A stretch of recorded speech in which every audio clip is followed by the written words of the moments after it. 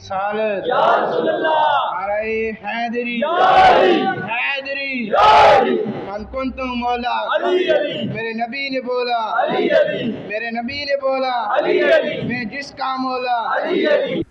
ملک بھر کی طرح آزاد کشمیر میں بھی صحابی رسول امیر المومنین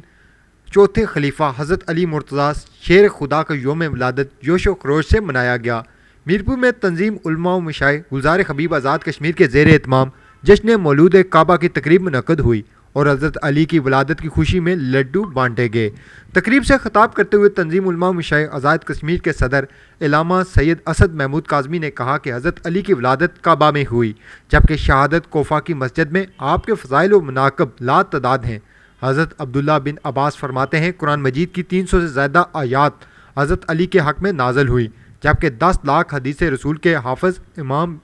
احمد بن جنبل فرماتے ہیں اصحاب رسول میں کسی کے حق میں اتنے فضائل وارد نہیں جو فضائل حضرت علی کے ہیں۔ علامہ سید اسد محمود کاظمی نے کہا ہر میدان میں علی پہلی صف میں نظر آتے ہیں، وہ علم کا میدان ہو یا تصوف و سلوک کا یا میدان کارزار،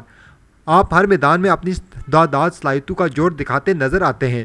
امت مسلمہ کو چاہیے کہ حضرت علی کے علمی سرمایہ سے استفادہ کرے۔ تقریب کے اختتام پر عالم اسلام کی سربلندی اور کشمیر و فلسطین کی آزادی اور بران رحمت کے لیے خصوصی دعا کی گئی۔ حضرت مولا علی المرتضیٰ شیر خدا کرم اللہ وجہ الکریم کی ولادت باسعادت کے توسل سے ہمارے ملک پاکستان کی خیر فرما، کشمیر کو استحکام عطا فرما، بطور خاص مقبوضہ کشمیر اور فلسطین کے مسلمانوں کی یا اللہ مدد فرما۔